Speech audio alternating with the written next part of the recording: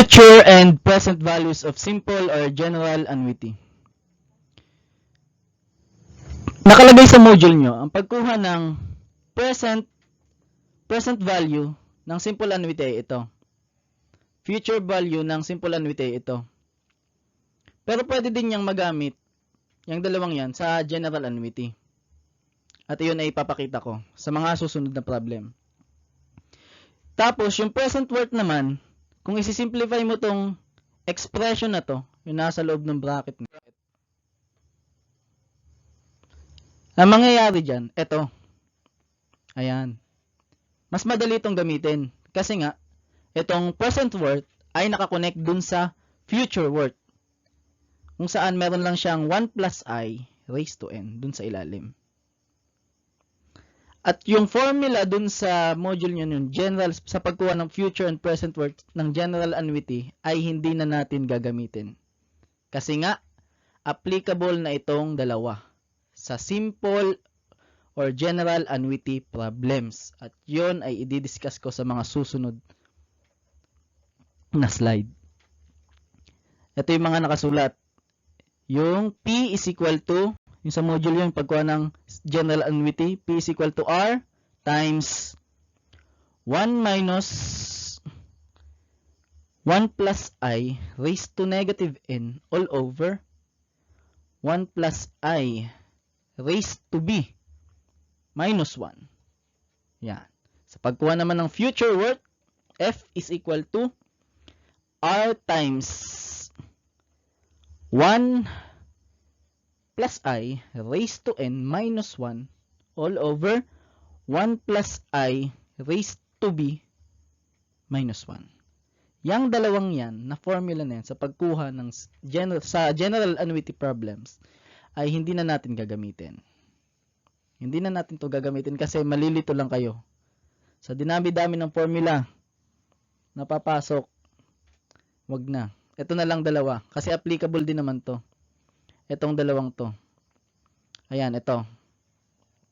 Yang dalawang yan. Applicable na yan. So, buburahin na natin to. Itong formula na to.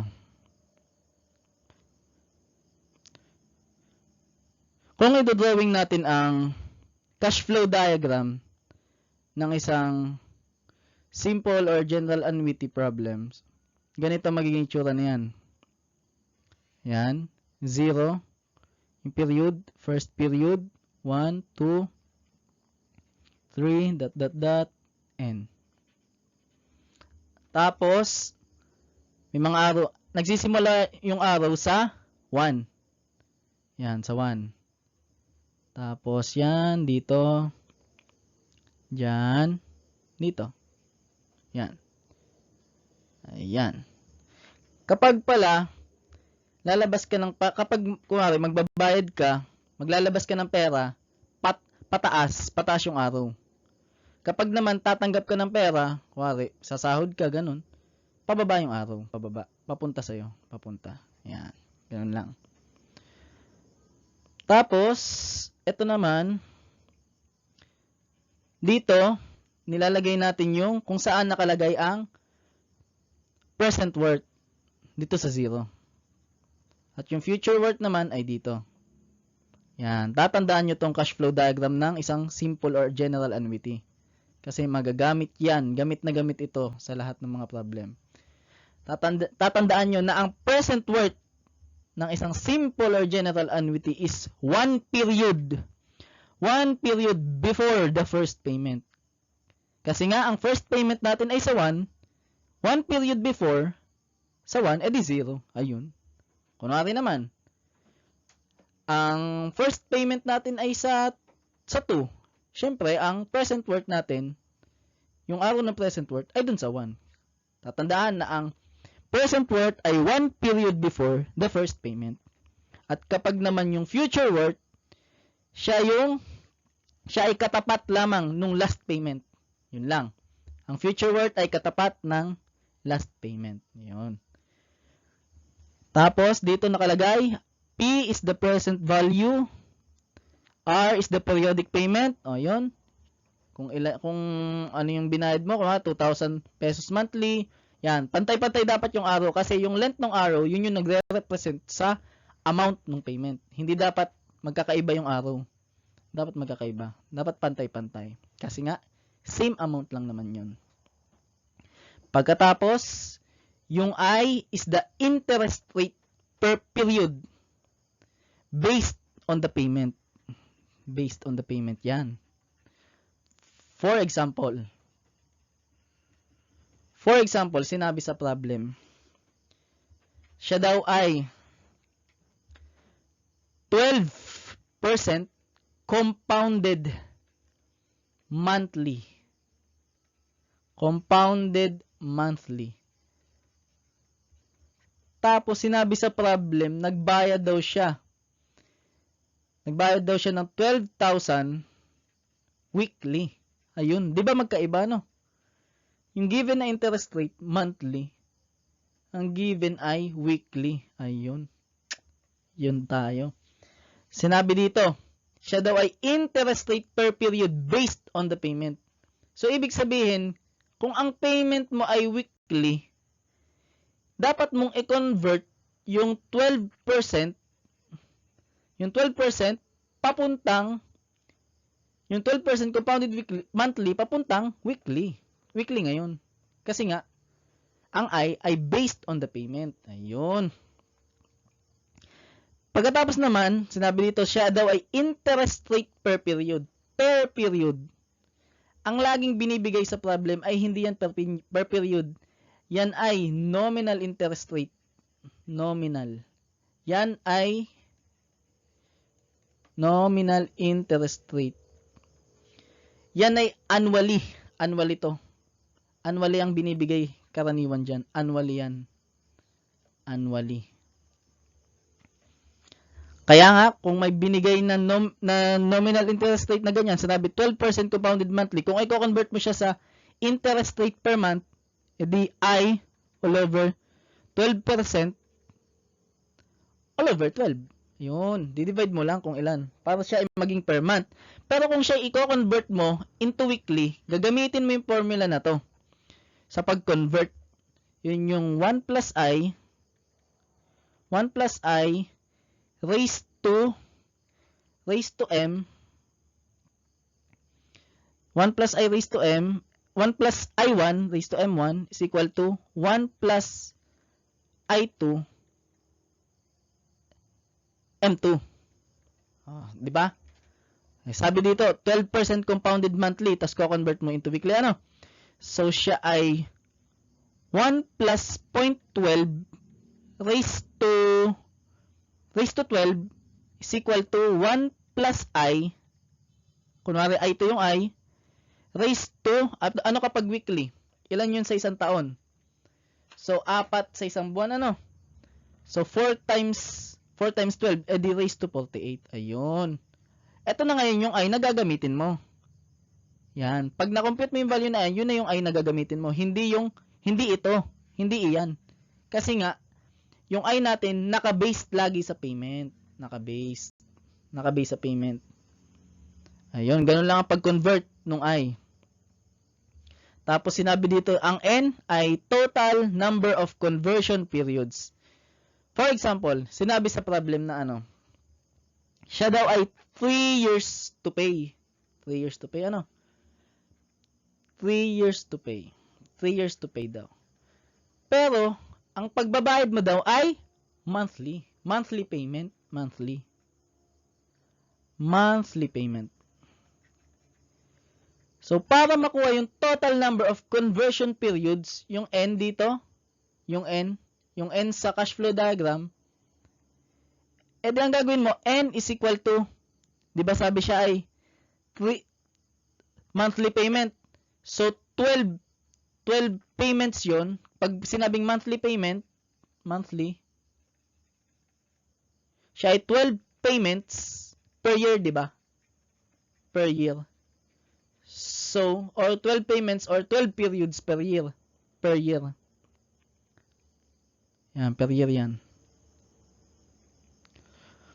So, ibig sabihin, yung total number of periods, edi 12 times 3. Ayun. Ibig sabihin, 36 yung period mo. Up to 36 to. 36 yung payment mo. Yun, ganun lang ang pagkuha. Ganun lang ang pagkuha nung mga variable na nakalagay dito sa formula. Ayun. Tapos, kulang ito. Walang F. Ang F ay future value. Future value. Ayun. Para mas maintindihan nyo, bibigay ako ng sample problems. So, first problem, the value of a car requires a 169,000 pesos cash down payment and a monthly payment of 12,000 pesos. 12,000 pesos. If money is computed at 10% compounded monthly, how much is the cash price of the car payable in 5 years? So, ang una muna natin gagawin ay, ang pinakamahalaga sa lahat ay ang cash flow diagram. So, cash flow diagram.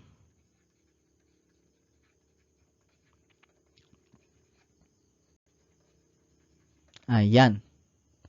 Lagay natin to. Nandito yung 0, 1, 2. Sinabi dito, 169,000 pesos cash down payment. So, saan nakalagay yon? Ano pag sinabing down payment? Babayaran mo na ngayon. Kapag ngayon, yung mga down payment, ngayon na agad, siya ay nasa time 0. Ayun, time 0 siya. Nandiyan yung arrow. Kasi babayaran mo, pataas yung arrow. Lalabas yung pera eh. So, yan ay 100. Delete natin. Saan na yun? Iyan. Ayan. 169,000 pesos. Sinabi dito na monthly payment. Kung ano yung paraan ng pagbabayad, yun, doon mo ibabase ang number of periods. Tatandaan nyo yun ha. Kung ano yung way ng pagbabayad niya, doon nakabase yung total number of periods. Ayun. So, sinabi dito na monthly payment, so ang N natin ay, dahil monthly payment, so 12 payments per year, 12 payments per year. 12 periods per year. Tapos, sinabi na 5 years mo daw siya babayaran. Payable daw siya in 5 years. So, para makuha yung total number of periods, so 12 times 5. So, N is equal to 60. Ayun. So, para ilalagay natin siya sa cash flow diagram, so 1, 2, ... 60 na to. 60 yan. Yan, 60 yan. Para kitang-kita. So, siya ay, sinabi dito na, monthly payment of 12,000 pesos. So, sa unang month, nandito yung 12,000. Ayan. Tapos, nandito yung pangalawang 12,000. Tapos, sunod-sunod yan na araw. Madami yan. Ayan. Ayan, madaming araw yan. Pagkatapos, lalagyan natin ito ng R is equal to 12,000 pesos. Ayan. So, okay na ba ang ating cash flow? Hindi pa. Kasi nga, ilalagay natin, ano ba pag sinabing cash price? Ano pag sinabing cash price? Ibig sabihin, presyo nung kotse ngayong araw na ito. Sa ngayon. Ibig sabihin, pag anong amount niya, pagbabayaran mo na yung car ngayon, yung kaagad-agad babayaran mo na. So, nandito ang tinatanong diyan, yan ay present value. Ayun, doon nagkakamali ang iba. Kino-compute nila ang future value. Kino-compute nila. Present value yan kasi nga cash price. Anong amount ng money? Pag babayaran mo na agad lahat. Pag totally bayad na yung car.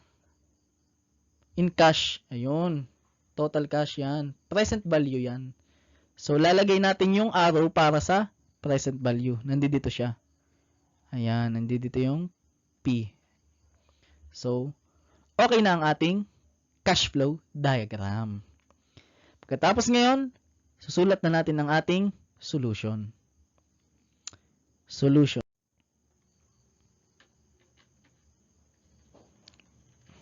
Ayan. 'Di ba, sabi ko kanina na ang I ay siya dapat ay interest rate per period based on the payment. Dahil ang payment natin ay monthly payment at ang I natin dito ay compounded monthly. So tama, tugma na. Wala nang, hindi mo na siya i-convert base dun sa payment. Ano? Tugma na sila eh. Tugma na yung dalawa. Ang problema na lang natin, i-convert mo yung given na percent into interest rate per period. Dahil nga, sabi ko kanina, ang bigay laging percent ay annually. Annually yan. Yan ay nominal interest rate. Yung 10% na yan. Nominal, annually yan. So, para ma-convert mo siya into interest rate per period na ay, so siya ay 10% all over, ano ba pa sinabi? Compounded monthly. Yan. Compounded monthly. So, anong value ng M kapag monthly? Diga ay 12. So, ang interest rate per period natin ay 10% all over 12. Ayun. So, I is equal to, gamit ang aking scientific calculator, 10% all over 12.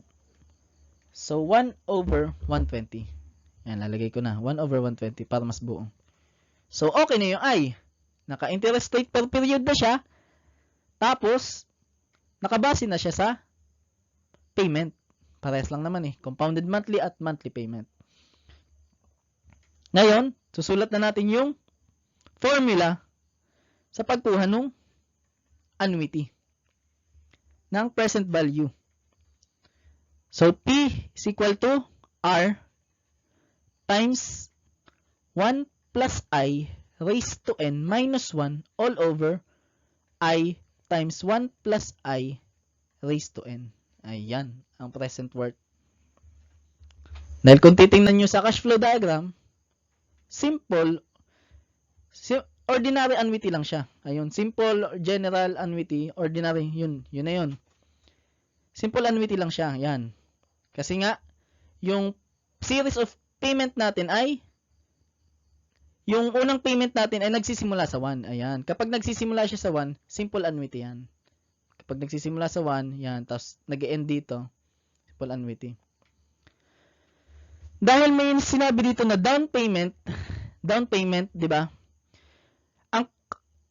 Yung formula na to, yung formula na yan, ang kukunin lang nating present worth dyan, ay ito. Itong mga araw na to. Kukunin lang natin yung katumbas, yung mga araw na yun, madami. Kukunin lang natin yung katumbas na present worth niya. Ibig sabihin, hindi natin masasama yung down payment. Hindi natin masasama yan. Kasi itong formula na to ay para lang dyan sa mga araw na yan. Para lang dito sa 1, 2 na araw hanggang to 60. So, para masama yung 169, edi i-add natin. So, dapat lalagyan natin to ng plus 169,000 pesos. Ayun. Para makuha na natin yung pinaka-total cash price or total present value ng car. Ayun. So, down payment plus the present worth for the series of payment na 12,000 pesos. So, substitute na natin P is equal to, anong value ng R? 12,000 times 1 plus I, anong I natin? 1 over 120. Nung value ng N, 60.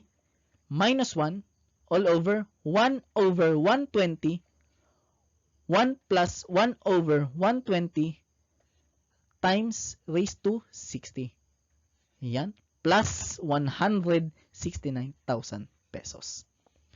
So, the present worth or the cash price of the car is, so gamit ang aking scientific calculator, 12,000 times 1 plus 1 over 120 raised to 60 minus 1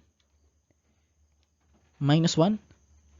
So 1 over 120 times 1 plus 1 over 120 raised to 60. Ayan. Plus 169,000 pesos. So, ang pinaka-cash price or the total present value ng car ay 733,784.43 pesos. Yan ang sagot natin. So, tingnan natin kung tama ang ating sagot. Ayun, tamang-tama. Answer is P is equal to 733,784.43 pesos. So, next problem. Starting on her 30th birthday, a woman will invest an amount every year on her birthday in an account that grows at an annual rate of 7%. What should be the amount invested should she want her fund to 300,000 pesos before her 65th birthday?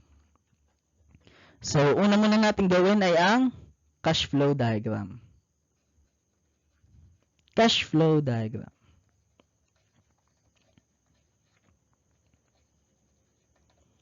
So, nandito ito yung 0.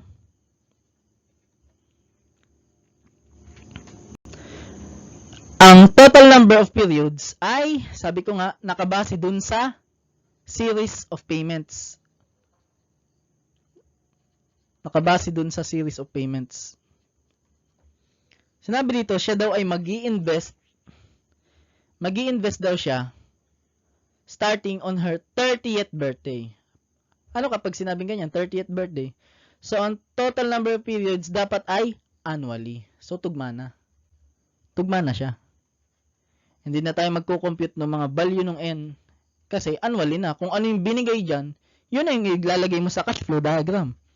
So, 0, 1, first year, second year, on her 30th birthday. So, 30 na to. So, starting on her 30th, a woman will invest. So, invest, lalabas ka ng pera. So, nandito yung unang R. Yan, pataas. So, 30, 31, ...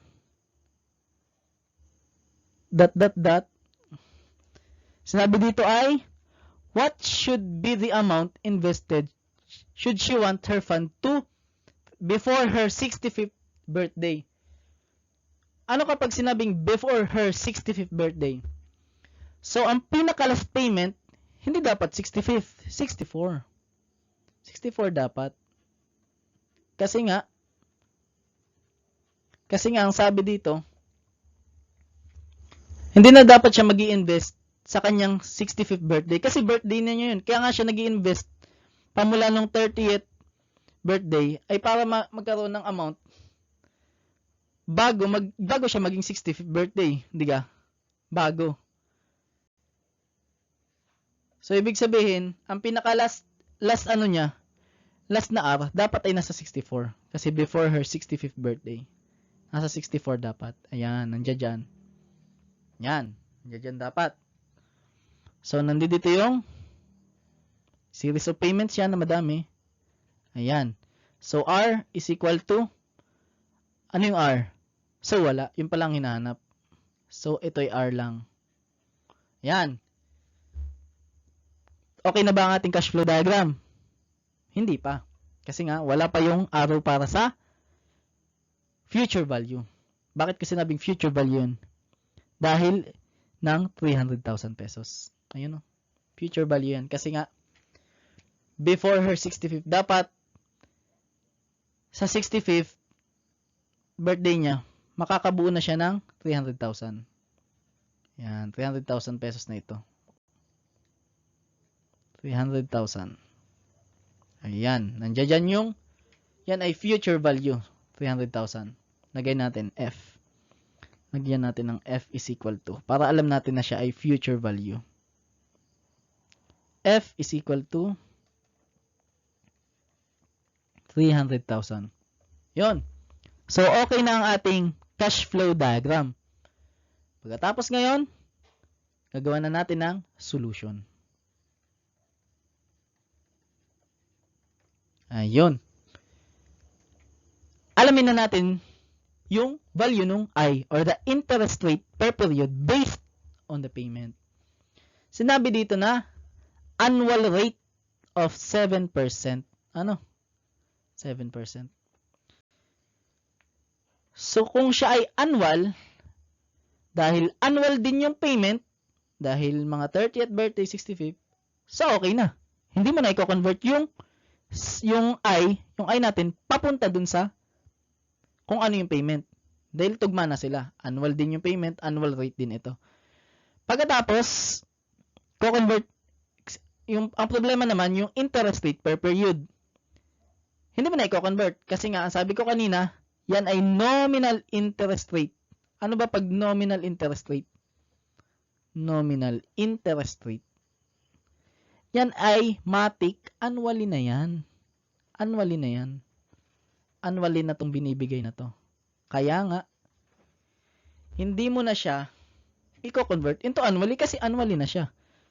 So, ang value ng I natin matic ay 7%. 7% na. So, tugma na. Naka-annually na siya. So, tugma na siya dun sa payment na annually. So, ang gagawin na natin ay ang pagkuha ng value ng R gamit ang formula ng future value. So, F is equal to R times 1 plus I raised to N minus 1 all over I. Anong sabi ko kanina? Saan nakapwesto ang future value ng isang simple or general annuity? Diba siya ay nasa last payment. So, nandito yung F1. Kunwari F1 yan. So, F1 pala to. F1. Yan, F1 yan. Kung nandiyan yung F1 natin, paano natin siya ipupunta dun sa 65th? Sa 65th. Dahil nandito lang eh. So, gamit yung compound interest formula. Tandaan nyo pa. Yung F is equal to the present times 1 plus I raised to N. So, dahil ang F natin ay future ito, dahil nasa 65, future yan, ang present natin ay F1. So, F is equal to present, dahil mas una yung F kaysa sa F1. Ay, mas una yung F1 kaysa sa F kasi before siya, 64. So, present yung F1. So, F is equal to F1 times 1 plus I. Yung N, yun yung pagitan nung F at F1. Ilan ang pagitan nila? Hindi ka I1 lang. 65 minus 64, di ba I1? So, raised to 1. Yan. So, substitute natin yung F1. So, F is equal to, ang future worth natin ay F is equal to R times 1 plus I raised to N minus 1 all over I times 1 plus I na lang ito. Yun. Substitute na natin yung mga values. Given values. So, F, anong F natin? 300,000 pesos is equal to, ang hinahanap ay yung R. Kasi nga, what should be the amount invested? Amount invested. Diba? So, R yan. Nag-i-invest kasi siya annually. So, R yung tinatanong. R times, anong I natin? 1 plus 0.07 dahil 7% raised to, anong N natin? Ang N natin ay kung ilan yung araw na ito. Kung ilan yan. Kung ilan yung payment mo. Ilan ba tong araw na yan? Diba para makuha yung N? N is equal to, ilan yung araw na yan? 64 minus 30 plus 1. Di ba? Tama. Para mabilang natin yung nasa 30. Magpa-plus 1 tayo. So, 64 minus 30 plus 1. So, ilan yung bilang ng araw?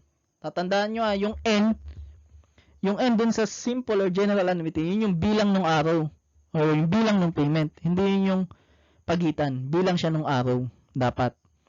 So, 64 minus 30 plus 1. So, ang n natin ay 35. 35 yan. So, raised to 35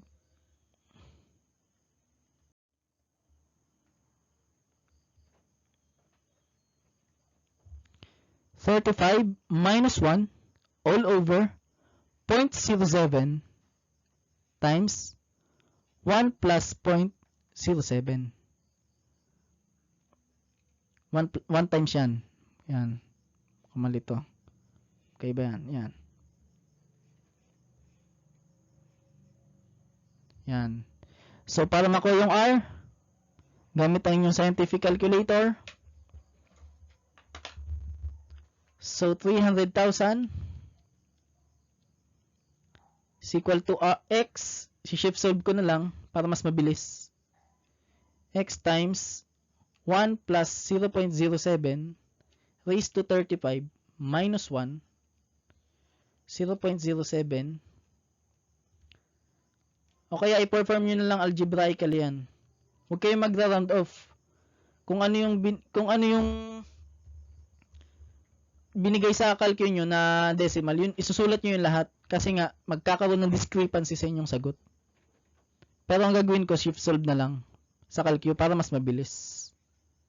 Kung alam nyo yung shift solve. So, shift solve 250. Yan. So, ang value ng R ay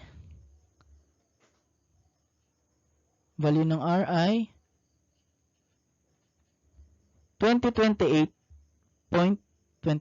pesos. So, tingnan natin kung tama. So, R, ang answer ay 2028.21 pesos. So, tamang-tama. Next problem naman.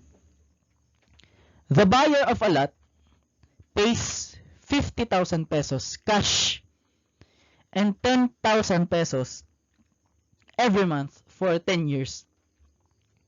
If money is 8% compounded monthly, how much is the cash price of the lot?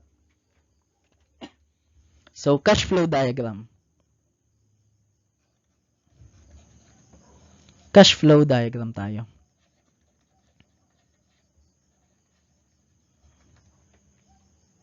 Ayan. Sinabi dito, nagbayad daw siya ng 50%, 50,000 pesos na cash. So, saan nakalagay yan?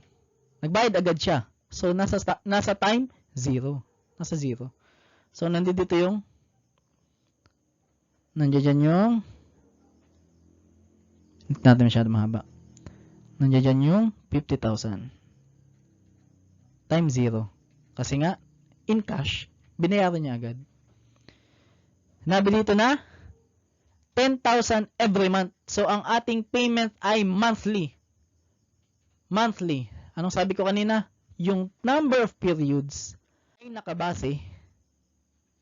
Yung number of periods or the total number of periods ay nakabase doon sa payment. Dahil siya ay monthly, so, ina-monthly natin yung period. So, para makuha yung N, total number of periods, yung N is equal to, ano kapag monthly? So, 12 periods or payments per year. Sinabi dito na for 10 years. So, 12 times 10. Ayun, tama.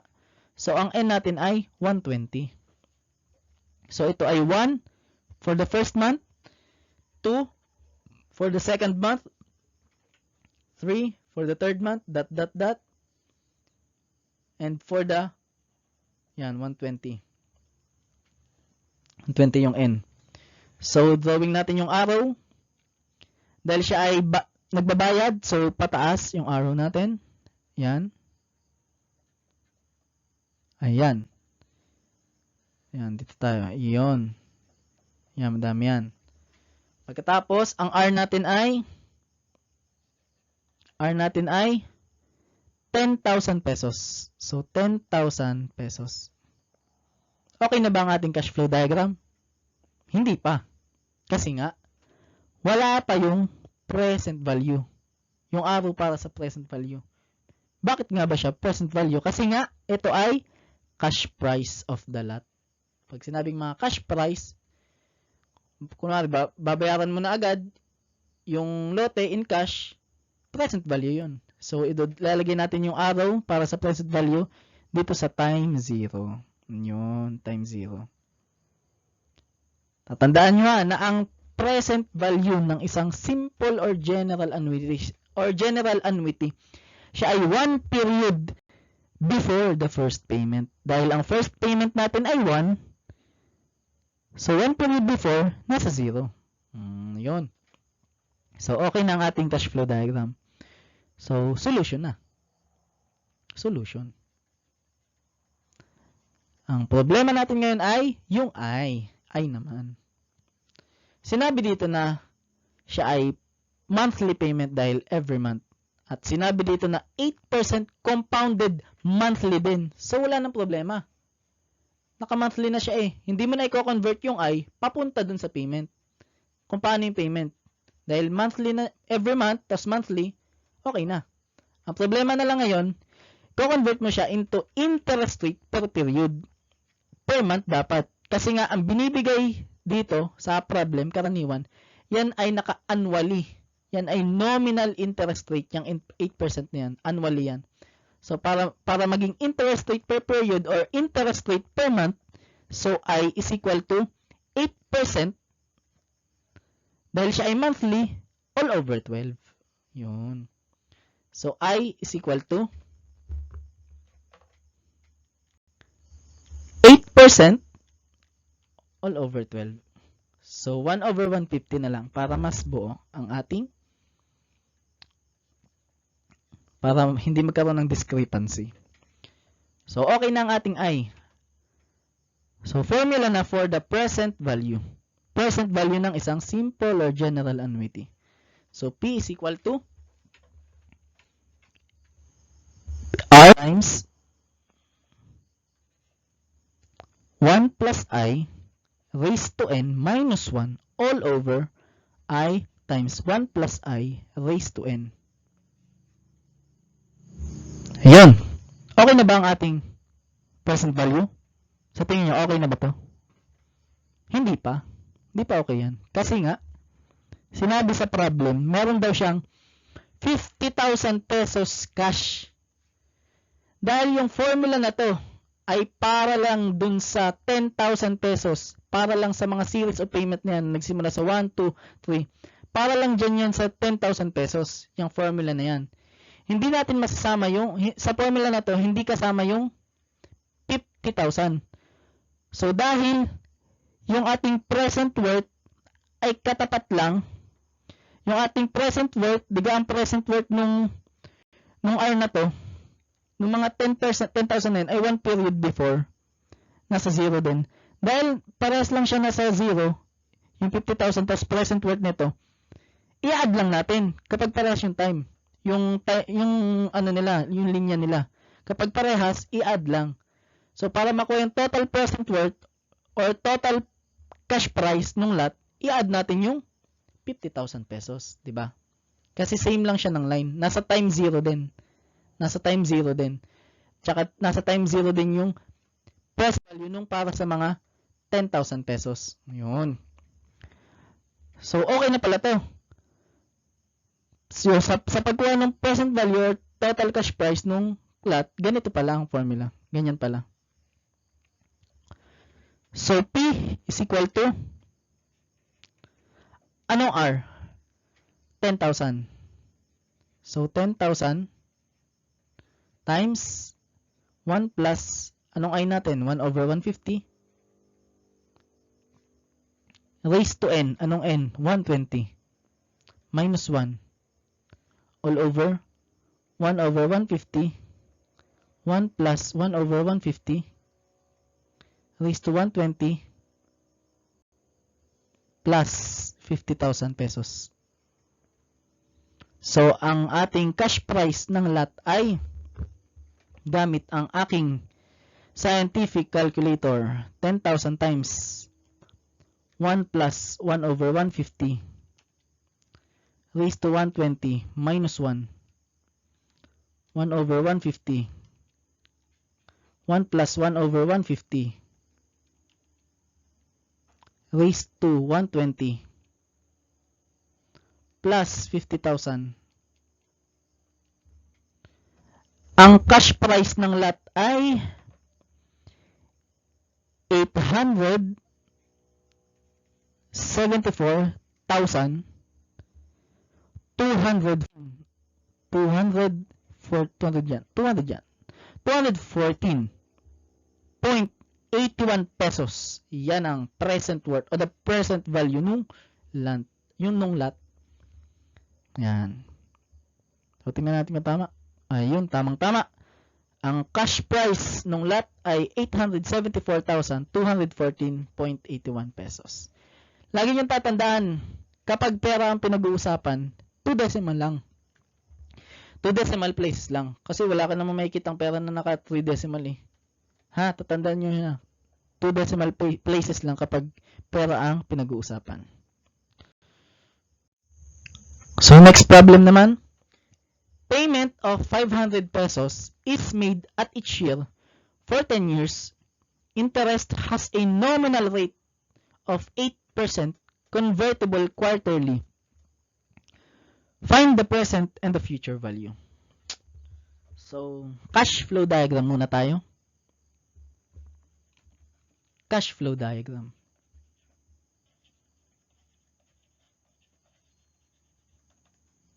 Ayan. So, 0. Kunin muna natin yung number of periods. Ulit-ulit ko lang sinasabi na ang total number of periods or N ay nakabase sa payment. Yan, payment.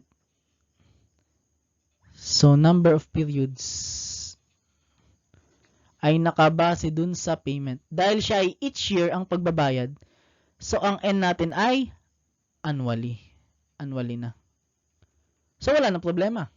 Kung ano yung nakalagay dyan, yun na yung isusulat natin sa cash flow diagram. Diba? Kasi annually na eh. So, ito ay 1, 2, dot, dot, dot. Ito ay 10.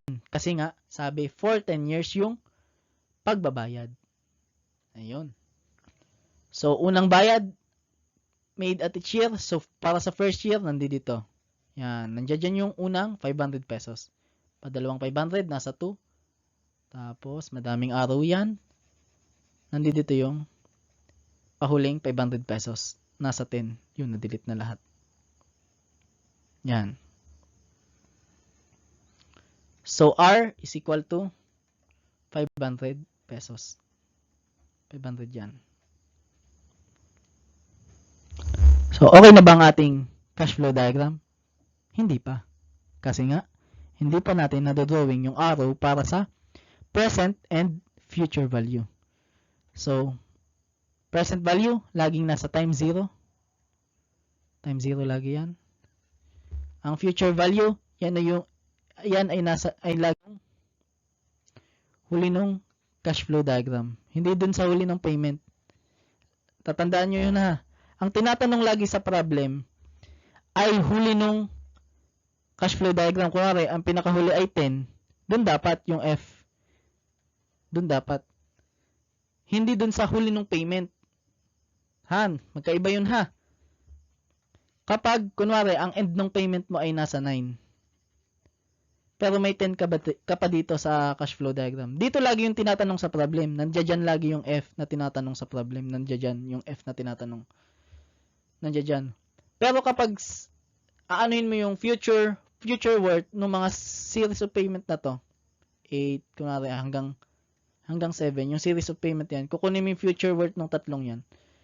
Nakalagay yung future worth niyan at the end, nakalagay yung future worth niyan katapat nung huling payment. Nandito. So, ito ay parang F1. Diba? Parang yun yung example kanina dun sa birthday, yung at the end, yung 30th birthday. Yun lang yung example nun. So, ibig sabihin, yung F1 na to, hindi pa to yung sagot. Ililipat mo pa siya papunta dun sa 10. Yun. Kaya gumamit nung compound interest formula. Yun. Yun lang yung pagkakaiba nun. So, ang F natin na tinatanong ay nasa 10. So, tugma naman. So, okay na ang ating cash flow diagram. So, solution na. Solution. Dahil yan ay parang simple or general annuity, okay na. Hindi pala, ang problema pa natin ay yung I. Diba ang sabi ko kanina, ang I natin ay interest rate per period based on the payment. Sinabi dito na ang payment natin ay each year, so annually dapat yung payment natin. Pero sinabi dun ay convertible quarterly. Nako, hindi tugma. Hindi tugma yung dalawa. Quarterly yung I natin, pero sinabi dito na payment made at each year annually. So, kailangan nating i-convert yung I papunta dun sa annually. Nako. So, ang una ko munang gagawin, gagawin ko muna siyang, sulat ko muna yung equation pala. Ayan. Ano ba yung sinabi ko kanina? Siya ay, para ma-convert natin yung I na yan, papunta dun sa annually, galing weekly, gagamitin natin yung equation na to. So, 1 plus I1 to, raised to M1, is equal to 1 plus I2, raised to M2. Ano? So, una muna natin, sasubstitute ito. Times 1 plus I1. Dahil siya ay 8% convertible quarterly. Yung 8% na yan, yung I na nakasulat dito sa equation na to, ito dapat ay interest rate per period ha. Tatandaan nyo ha. Yan ay interest period dapat yan. Interest rate per period. Dahil ang given sa problem ay annually or the nominal interest rate, i-divide pa natin to. So, ito ay 1 plus 8% all over. Para ma-convert siya into period, interest rate per period, i-divide mo siya ng, ano kapag quarterly? Diba yan ay MI4? So, 8% all over 4. Di-divide mo pa siya. Tatandaan ha na ang I dito ay interest rate per period. Per period dapat yan. Dahil nominal lang binibigay or annual, i-divide mo pa to sa 4 para siya ay maging quarterly, yung interest rate na yon. So, ito raised to 4 para sa unang M1 is equal to 1 plus I na lang yan, raised to M2. Ano kapag M2? I-convert natin siya sa papunta dun sa annually. Annually dapat. Ano kapag annually? Anong value ng M? 1. Kasi nga, 1 payment per year lang. Annually eh. So, 1 yan. So, okay na to.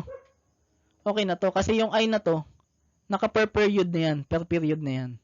Annually na agad yan, matik. So, I is equal to, solve natin. Anong value ng I na gagamitin natin? Ay 1 plus 8% all over 4 raised to 4 minus 1. Tama.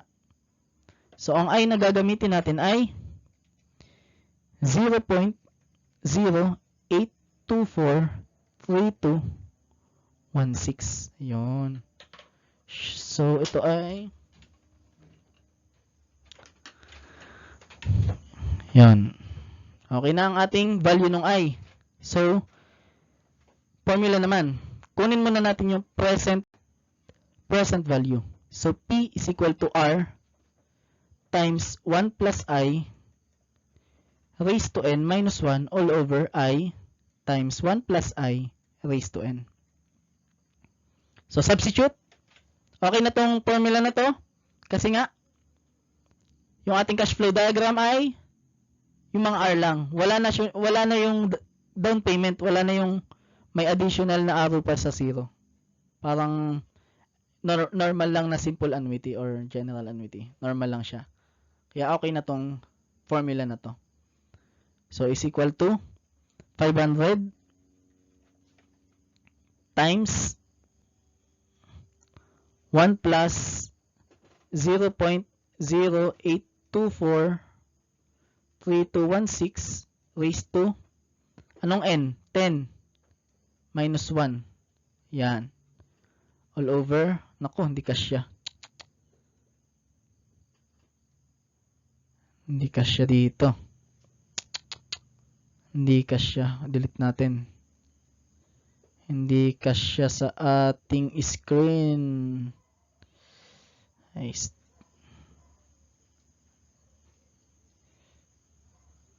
Yan. So, ito ay may 0 pa. 0.08243216. I-pod na lang natin siya dito. P is equal to 1 plus R times 1 plus I raised to n minus 1 all over I times 1 plus I raised to n. Yan. So, is equal to, anong R natin ay 500. 1 plus I, 1 plus 0.08243216 raised to 10, ang n natin ay 10, minus 1 all over 0.08243216 1 plus 0.08243216 raised to 10. Yan. So, ang present worth natin ay, sulat na lang natin dito sa, sulat na lang natin sa itaas. Kasi magsusolve pa tayo ng future worth eh. So, ang present worth natin or the present value ay, gamit ang scientific calculator, 500 times 1 plus 0.1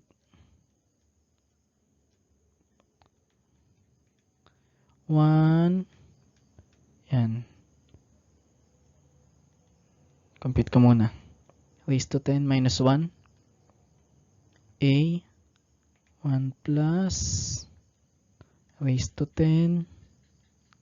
Yan.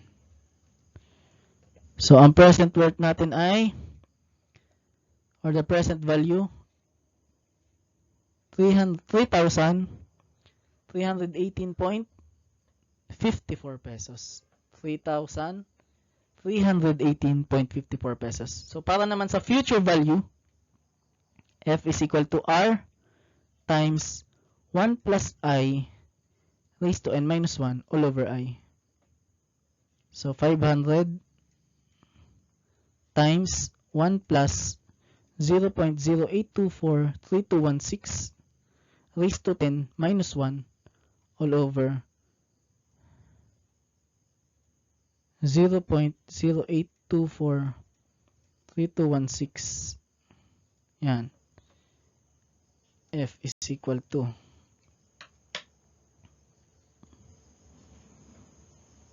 so 500 times 1 plus raised to 10 minus 1 all over, yan. Ang ating future value ay 3,000 pesos yan. 7,327.48 pesos. So, yun ang ating tamang sagot. Yung dalawang yan. Tingnan natin. So, ang P ay 3,318.54 pesos. Ang F ay 7,327.48 pesos. So, tama. Then, annual payments of 1,000 pesos at the end of each term for 8 years with interest rate of 6% compounded quarterly. Find the present and the future value. So, cash flow diagram muna tayo. Cash flow diagram.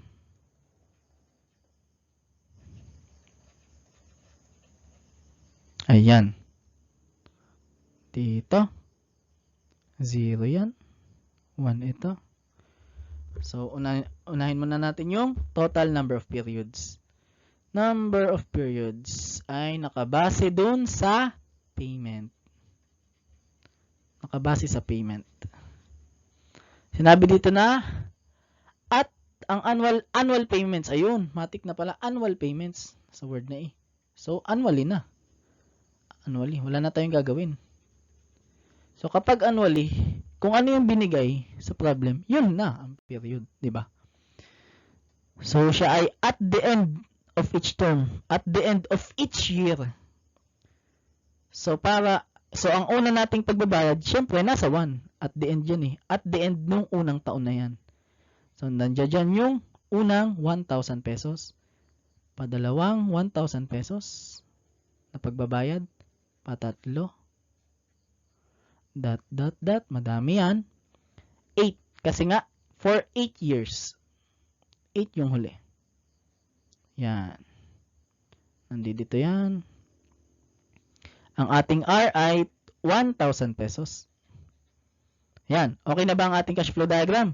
Hindi pa. Kasi nga, wala pa yung arrow para sa present and future value. So, ang present value na tinatanong lagi sa problem ay nasa time 0.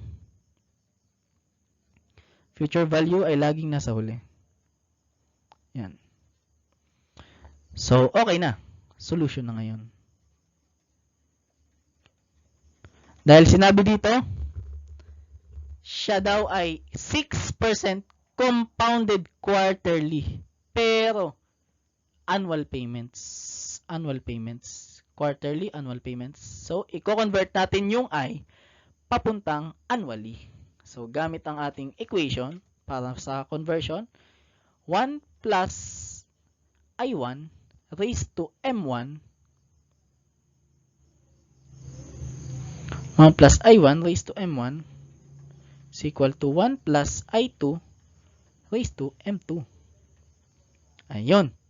So, times, dahil ito ay 6% compounded quarterly, sinabi ko nga kanina, ang 6%, yung mga percent na yan ay nominal interest rate. Yan ay annually. So, para ma-convert natin siya into quarterly or interest rate per period, interest rate per quarter, i-divide natin siya into 4 kasi quarterly. So, 1 plus 6% all over 4 raised to 4. Yun. Is equal to 1 plus I na lang para mas madali. Ko-convert natin siya into annually. Anong value ng M kapag annually? Siyempre 1. Kasi nga, 1 payment per year annually. So, ano ang value ng I na gagamitin natin? So, 1 plus 6% all over 4 raised to 4 is equal to minus 1 na lang. Minus 1. Yan. So, ang I na gagamitin natin ay 0.061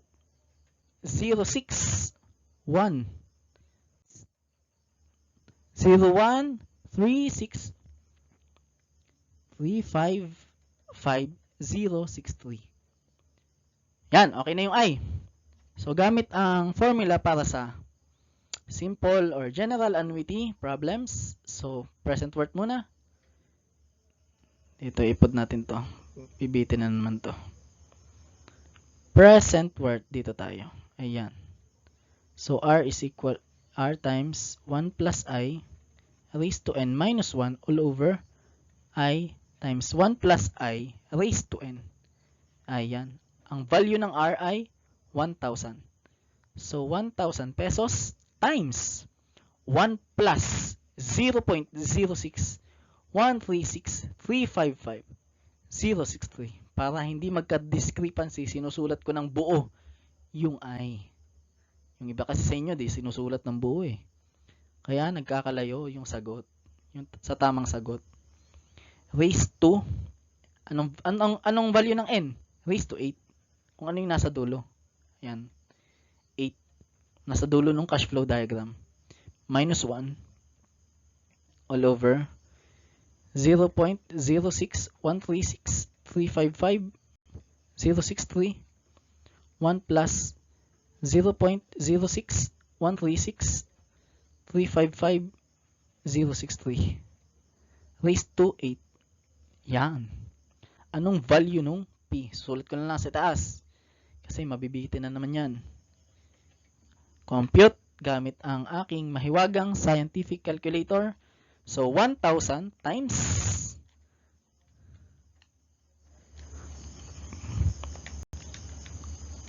wait lang. Computing ko muna ha. Chill lang kayo dyan. Raised to 4. Yan, malapit na. So, 1,000. 1 plus raised to 8 minus 1. 1 plus raised to 8 raised to 8. Okay na, di ba? Ayan. So, ang ating present value ay 6,176.42